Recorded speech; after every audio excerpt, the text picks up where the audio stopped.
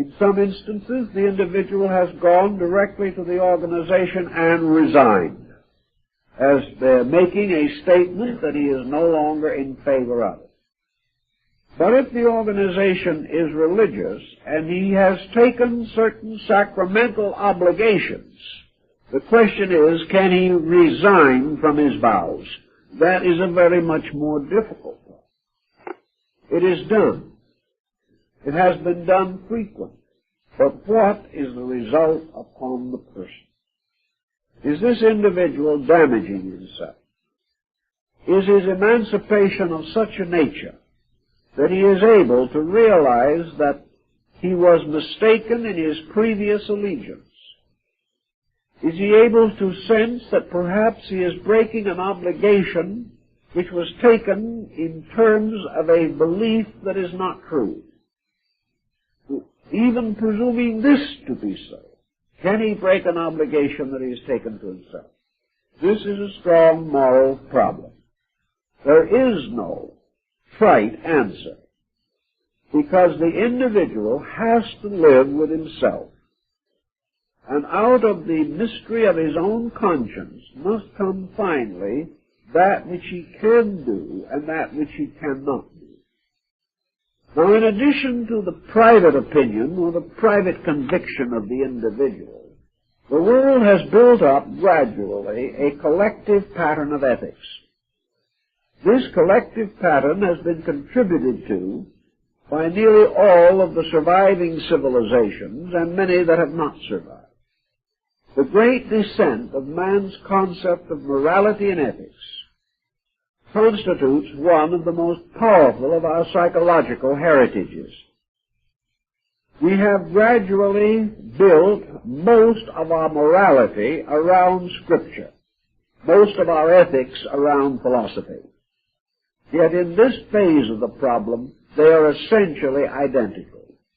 The only difference being that while our ethical assumptions or our ethical convictions may be defended by a certain reasonableness, either logic or other instrument of philosophy, our moral or religious allegiances can be defended by faith only, or by the mysterious factor of intense realization or intuition or inspirational guidance.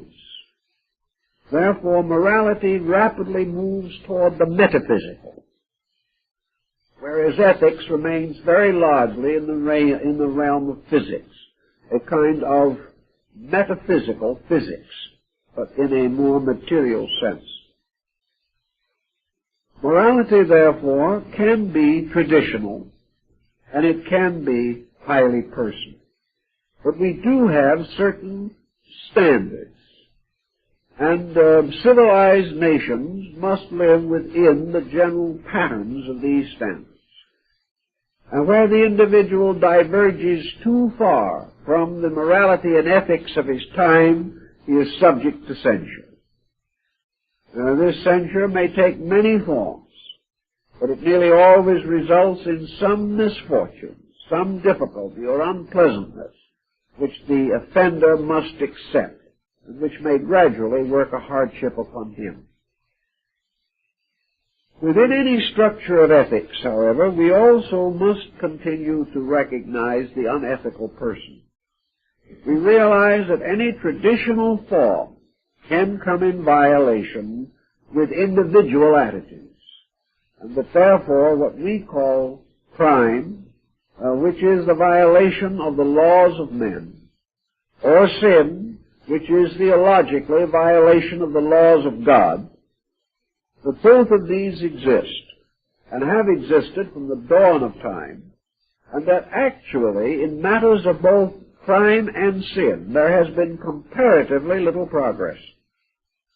There has been a certain refinement, but these two values have not been advanced as rapidly as our skills or attitudes on other subjects. So that today, as far as our moral and ethical lives are concerned, we are making precisely the same mistakes as our most remote ancestors. The only difference being that we are making them in a rather more sophisticated manner.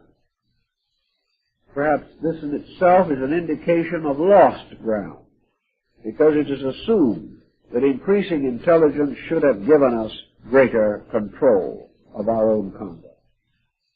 Morality, then, as a practical subject, has to do with the individual gaining emotional control over conduct. Ethics with his gaining mental control over attitudes. Both of these have their very obvious and very practical expressions in human society.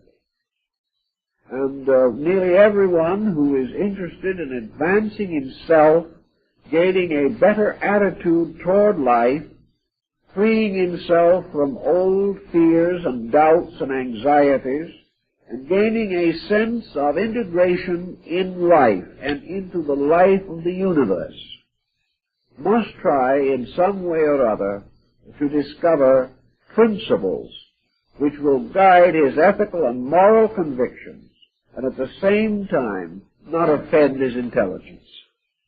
This is not always easy, but gradually systems of philosophy have accomplished this. We know that for the most part, the world's greatest heroes, those for whom we have the greatest admiration, regarding them as the noblest of human beings, have been outstanding examples of constructive morality and ethics. We know also that great systems of religion are in relative agreement as to what constitutes morality. Great systems of philosophy are in relative agreement as to what constitutes ethics.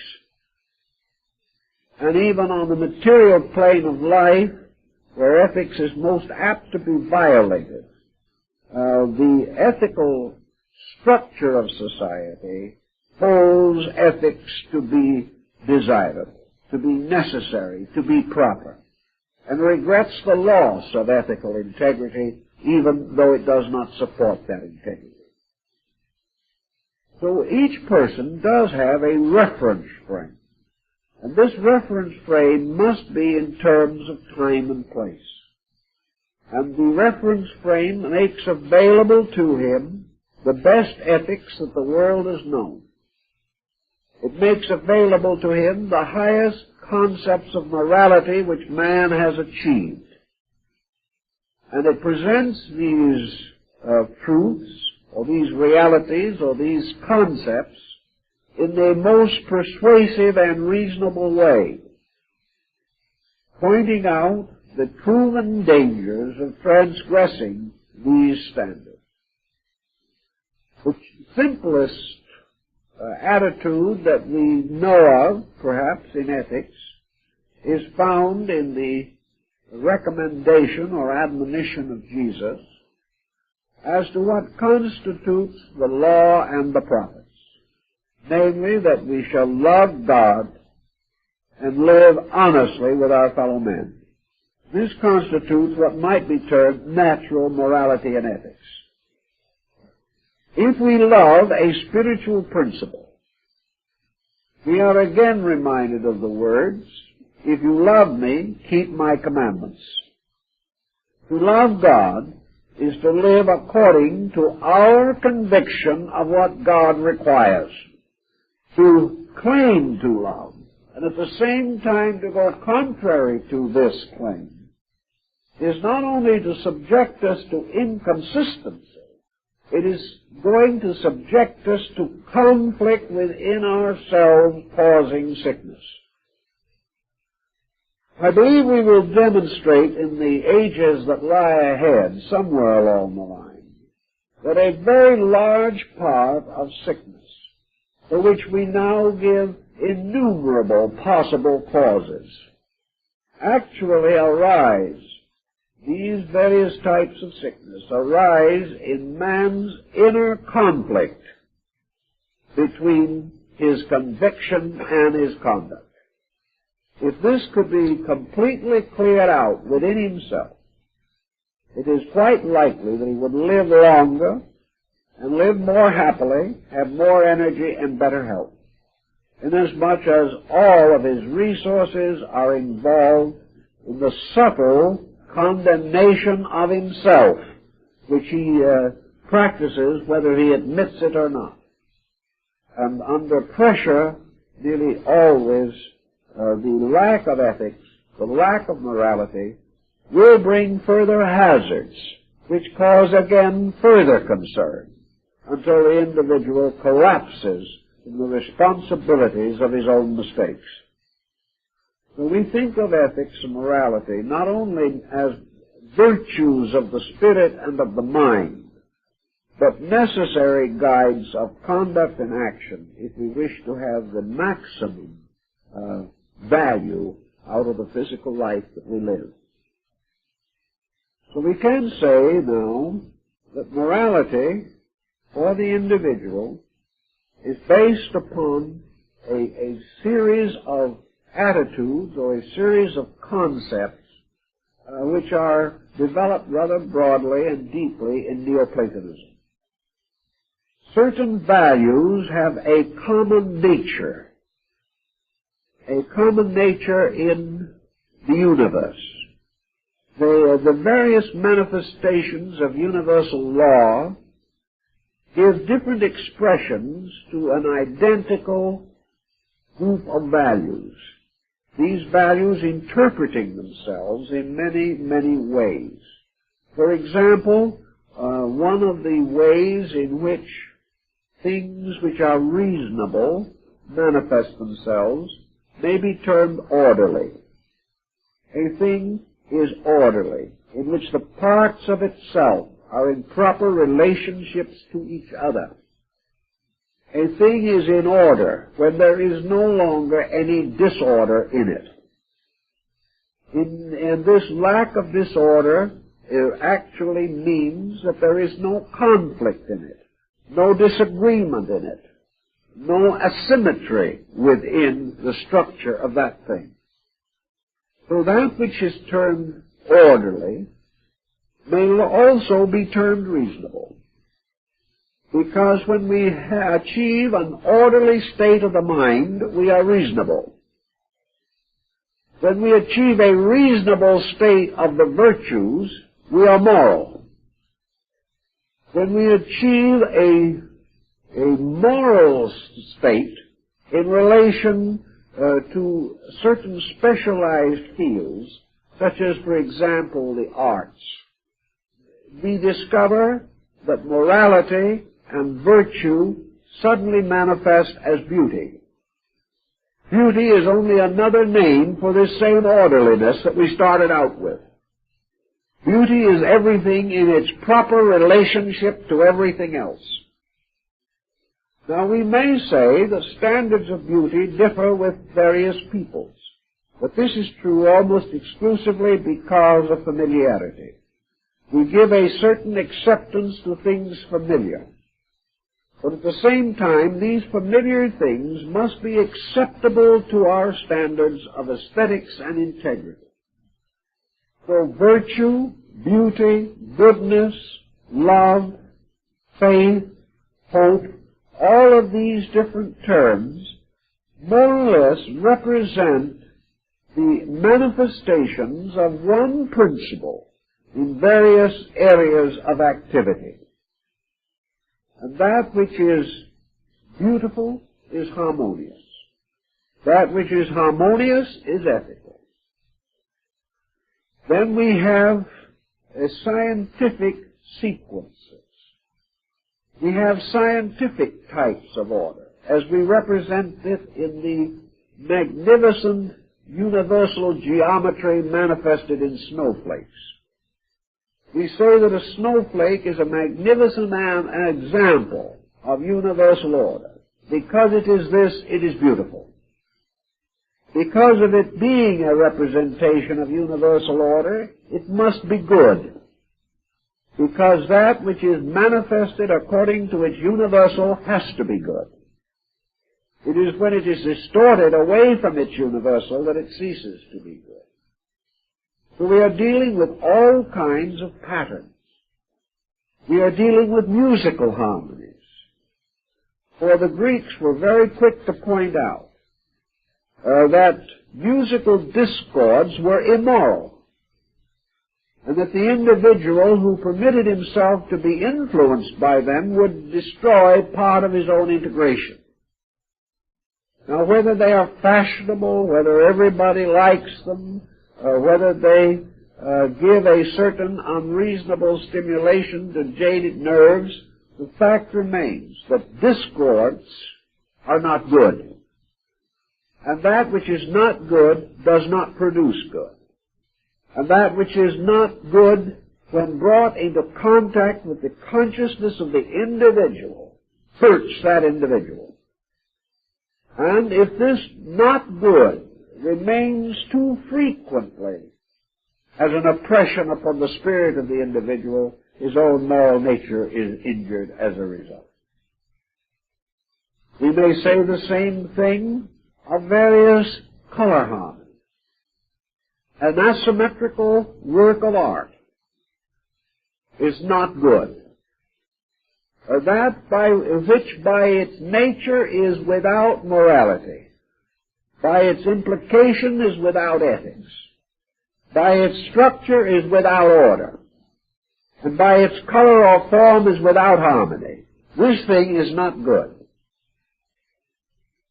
Now, we have no longer the Pythagorean attitude that inanimate things can influence us. Yet we know they do, regardless of whether we admit it or not. We know that the environment in which we live may be inanimate, but it is an influencing factor. We know that our profession is not a living entity, yet it will change our character. And we must also always point out that we can be and are constantly under the pressure of various abnormal situations. So in our ethics, we have to realize that there is ethical and non-ethical art. This brings us to another point. Can we use three terms here? Can we say ethical, unethical, non-ethical? We have used this conveniently in recent years in various ways. We say moral, immoral, and amoral. We use various terms to indicate a neutrality between the extremes. The purpose of this neutrality being to deprive the subject discussed of any value, assuming that it can be neutral. That we can say that a thing has neither good nor bad meaning, therefore that it has no meaning. But we are not in nature able to demonstrate that anything that exists has no meaning. We have no way of demonstrating that any situation, condition, or quality that arises can be neutral, even though we may try to make it so. Everything must finally verge toward the good or the bad. It cannot be completely in equilibrium. We're reminded again of the good words of the Holy Book, namely that which is neither hot nor cold the Lord speweth out of his mouth. And this is the problem of all this so-called equilibrium situation. A situation in which the individual feels free to express himself in any way that he wishes to because he does not put a directive upon that expression. He doesn't have to. The expression itself has to be directed. Therefore, he must take responsibility for the directive regardless of whether he is willing to assume that responsibility or not. He cannot say, as some parents do, we can lie among ourselves, but the children must tell the truth. He cannot say this. He cannot say that he is using a non-directive line because he is advising the children not to lie. He cannot escape the fact that whatever attitude he takes has a directive. And in this world there is no person so humble or so ignorant or so perverse that he does not have at least two disciples in the course of living. someone is going to copy it. Someone is going to use him as a standard, whether he is high or low on the level of human affairs. So we cannot avoid the idea of the final ethical and moral results of conduct. Therefore, we must dismiss also the amoral, non-ethical universe which we have been trying so desperately to maintain. There is not one single thing in nature that does not affect any creature that is conscious of that thing. We may assume there are forces or situations that do not affect us because we do not know of their existence. They may affect us subjectively, however. Of this we are not sure. But one thing we do know is that the sunrise and the sunset, the full moon and the new moon, the rising and setting of the stars, the sounds of both man and nature, the architecture around us, the various processes and policies which we create, the clothing we wear, the food we eat, the attitudes we hold, the attitudes that others hold to us, all of these things and an infinite diversity of other things, all affect us. All affecting us in terms of strengthening morality and ethics or tearing down morality and ethics, causing the individual to verge toward the good or away from the good. And life as a total experience is made up of these innumerable pressures, which in some way must come into a summary. They must finally form one compound. And this compound then becomes, we may say, the symbol of the total result of living. We have advanced a little by innumerable and diverse courses, or we have retarded ourselves a little by one group of factors or another. But every individual coming out of this life at the end of an embodiment leaves this world a little better or a little worse than he enters it. No one leaves in a completely neutral condition. No one takes out precisely what he brought in and no more and no less, because he cannot survive over a period of years without in some way being affected. Thus, we know that morality and ethics constitute continuous challenges to our integrity and to our values. And we then try to find simple ways of applying some of these challenges to the obvious associations of daily living. The individual, as Plotinus points out in his essay on the beautiful, requires various types of nutrition to support his life. Plato, again, in the Banquet of Olympiodorus, gives us the same general thinking. Man exists only because of nutrition. His entire manifestation is due to the fact that there is enough fuel provided to enable him to continue in various functions. This fuel is not all of one kind, any more than the fuel used in a very elaborate machine may be all of one kind, as in a combustion motor where at least 2 or 3 kinds of ingredients or fuels or materials are necessary to maintain the efficiency of the device. Each person, therefore, as Plotinus points out, must receive nutrition. He receives it in many, many ways. He receives it from the sun and the moon and the stars and the earth beneath his feet. He receives the magnetic currents of nature, which are invisible to him, but which must certainly be nutritional to certain invisible parts of his own composition. He lives in a universe of energies, to which he responds in varying degrees according to his nature and constitution. In addition to these factors, he has three obvious forms of nutrition necessary to the maintenance of his physical existence, not as a body, but as a person in a body. In other words, the personality, the character, the temperament, the compound thing we call the individual in the material world must have three basic types of nutrition. He must have physical food. If this physical food is diluted, polluted, or corrupted, he will be sick and or die.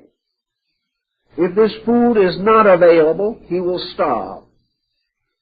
If this food is not of proper quality or is inordinately indulged in, he will ultimately destroy himself. Therefore, immoderation in all things is destruction. He must therefore have proper food of a proper kind, under proper conditions, and in proper amounts. This food must be good food. By good food, we come into a moral question now. It must be honorably produced, honorably prepared. There must be no adulteration or chemicalization or evasion of good or pure food and drug laws. Anything that contaminates the food contaminates the body and injures it. And we are rather careful in this because we do not, any of us, particularly want to die of ptomaine poisoning. We do the best we can and grumble at the fact there is so little we can do in comparison to what we believe would be an ideal diet. The second thing that we have to have, as Plotinus tells us, is nutrition for other parts of the life. What food is to the body, beauty is to the psychic integration. The individual must receive a continuous nutrition of harmony, beauty, order, morality, and symmetry. He must be exposed continuously to the affirming within himself, or the restoring within himself, of the supply of idealism for which the soul is in continuous need. If the soul receives contaminated food, it sickens. If the food is too bad, the soul, as far as its function for man is concerned, may be said to die, although it does not actually perish. But it is sickened unto death. And any food which destroys the harmony of the soul destroys man's ability to be a well-organized, well-ordered, happily adjusted human being. So every day, just as man takes in food, so must he likewise take in beauty. Now the Chinese have a very interesting policy about this, which while it is not necessary to our thinking entirely, shows that even 3,000 and 4,000 years ago, the Chinese, like the Greeks, were aware of this. And they tried to work it out in a very simple matter of food symbolism itself. The Chinese say that a meal placed in front of you must be nutritious.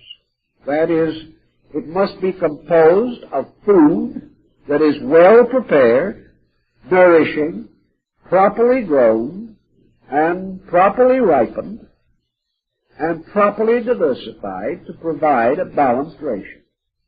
Now this is all utility, and the result could be a kind of an emaciated-looking hash of some nature. Might have everything in it, but it would not be especially palatable.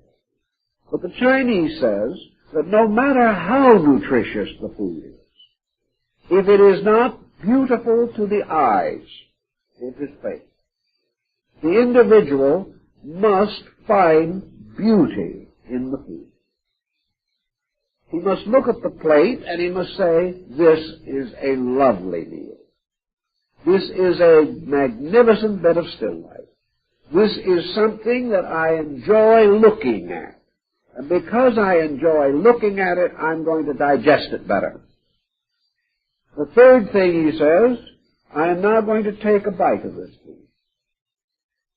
My sense of taste must be pleased. The food I eat must be an adventure of some nature that is delightful. The food must have quality. It must have texture. Some of it must be crisp. Some of it must be soft. Some of it must be smooth. Some might require a certain amount of condiment. Others, we want only the natural flavor without anything added. Flavor must be protected. To the Chinese, the most dismal thing in the whole world is overcooked food, cooked into a stew in which there is nothing left. The next thing that the Chinese like in connection with it is that it must smell good. It must be attractive to the sense perceptions. And they even go so far as to have all kinds of food products that sound good. You can hear the crisp and the crackle and the snapple of these foods and all these things. The Chinese says that when your five senses are equally pleased, the meal is well prepared, the food is nutritious, the environment is good, that there is no greater way of ensuring health, and that there is no way in which an individual can dig his grave more definitely and more distinctly than by shoveling in a mass of material which neither pleases him nor delights his soul, and for all he knows may not even nourish his body. So the Chinese tries to get at it all in the meal. But he does add conversation. He does add a pleasant atmosphere. He does point out that the service is good. It helps to make this whole thing an experience of the soul, which is fulfilling of artistry and all these things. Now, this can be done very simply. It doesn't have to be as elaborate as the Chinese thing. But the Chinese is right when he says, you must plan it, you must eat it thoughtfully, you must enjoy it, it must be important, or ultimately it will do you no good. In the Greek theory, after you got to the point of beauty, where every day the soul must be fed with art, with good music, with literature, with kindly associations with nature, a few moments in the garden, a view out over the ocean, to look at a beautiful picture, to read a beautiful poem, to meditate upon some kindly and learned work, or to find some great grace and beauty in the words of the saint and the sage and the Savior. These are the experiences of every day. If we do not have them, something dries up in us. Something becomes deformed, distorted, until we are no longer beautiful people. And then, as the Greeks pointed out, the mind must also be fed. To feed the mind with prejudice is like feeding the body with tainted food. It is going to sicken the mind. To feed the mind gossip is like feeding it food which has no nutritional value. Nothing is good is going to come out of it, only waste and residue that is of no value. To feed the mind a superficial thing is to try to live in the kind of a world in which we would feed the body nothing but French pastry and hope it would survive. There has to be solid mental food. Food of thought, food of reflection, food that comes from the rational consideration of the values and problems of life, the food of philosophy, the food of science, the food of education. These things have to be provided. And if the personality with its three major parts is not so sustained by a balanced nutrition, it becomes sick. And Socrates points out that the first sickness that the soul exhibits is the deterioration of its morality and ethics. Just as surely as the body begins to function badly if its nutrition is in some way destroyed or perverted, so man, deprived of the total diet necessary to his integrity, is injured first in the most subtle parts of himself. The body may go on because he may be stuffing it with enough calories to hold it up, or he may be taking enough supplementary vitamins to get by on. But you can't do this. You can feed the emotions sophistications, which might seem like vitamins. You can feed the mind systems of brittle thinking, which might seem to be stimulants. But at the same time, the mind, unless it is given the food upon which mind grows naturally, and the emotions, unless they are given the nutrition which helps emotions to mature, deepen, and enrich, unless these values are provided, the individual begins to deteriorate from the top down. He deteriorates first in the compromising of his ethics. He deteriorates in his indifference to learning. This gradually results in antisocial attitudes of all kinds, the loss of respect for himself and for others, and the gradual development of an excessive criticism that is not controllable. If his aesthetics or his moral life is not enriched, it is impoverished. And the individual who has a rich, deep understanding of harmony will not do things which are discordant, asymmetrical, or emotionally wrong. But where he has no education, no culture, no insight into value, he has no basis for the recognition of true value in beauty, in friendship, in love, or in any other subtle emotional relationship which must depend upon the intuitive power of the emotions to recognize the beautiful and the good. If he has this inner nutrition, he will not become a delinquent.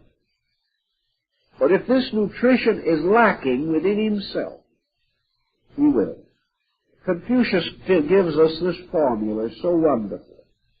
He points out that everyone says to young people or to older people, be good, do what is right, this you must do, this you must not do. And the scriptures of the world are burdened with thou shalt nots from the beginning to the end. But this is not the answer. It is like telling the child not to eat what it wants. The answer does not lie in this building of high banks and barriers against conduct. The decision, the real solution lies in building in the individual a total concept of integrity. So Confucius said, if you want a man to be honest in his dealings, teach him music. It will change him inside himself. If you want him to be a good husband, teach him poetry. If you want him to be a kindly father, teach him philosophy. If you want him to be a good workman, give him religious insight. Don't go after the detail that you want him to be, but make him a totally bigger person inside. And if you do this, he will be a totally better person on the outside. You cannot prevent this modification of his own life.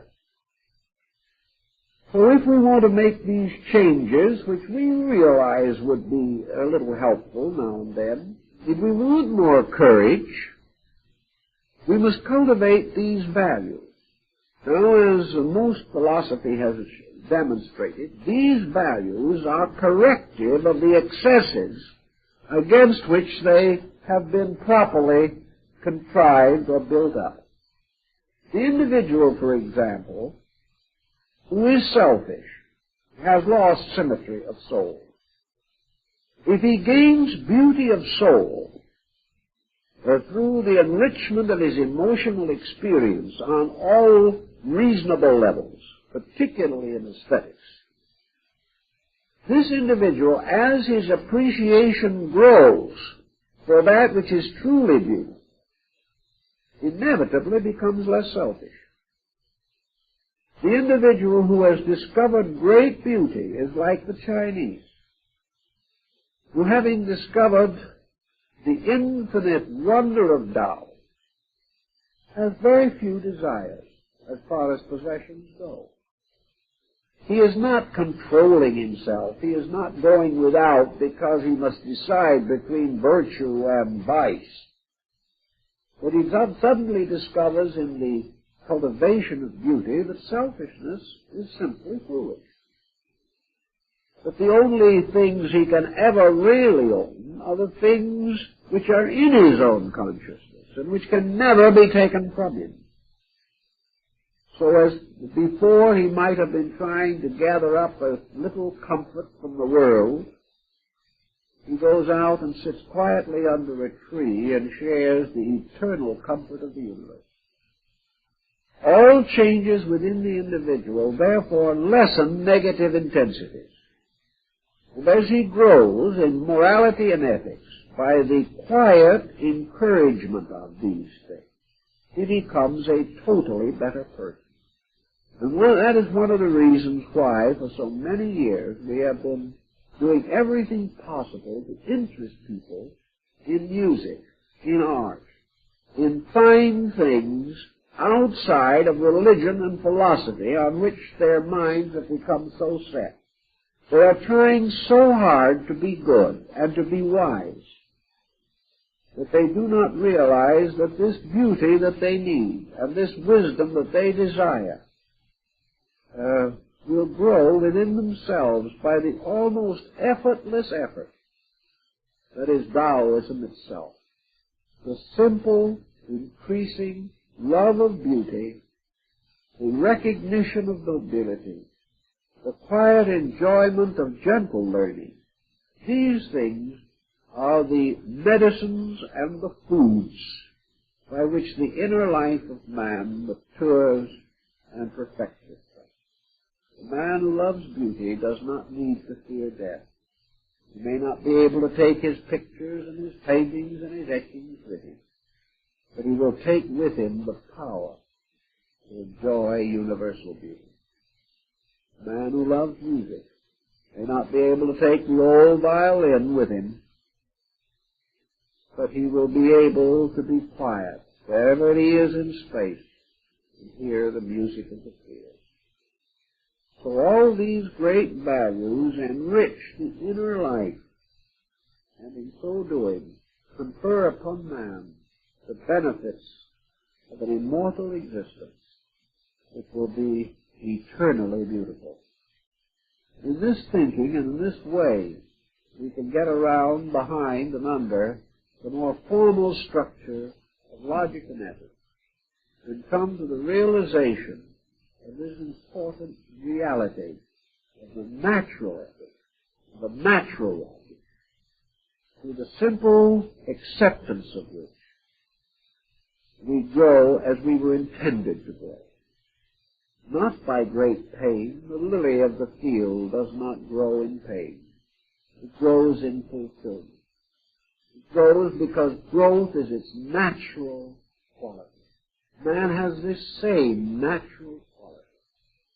And it is true as the king of Israel said, looking upon the lily, that Solomon in all his glory is not arrayed like one of these. Actually, the growth of things protects these things. They do not suffer till they pause in their own growth. They do not come into pain until they resist beauty, resist truth, and resist wisdom.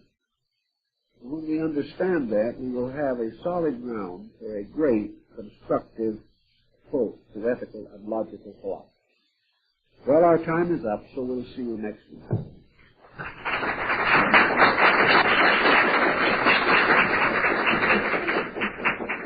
By the way, before I dismiss this meeting, I'd like to call to your attention that on the 8th of December at 2 o'clock in the afternoon, we are having the puppet show.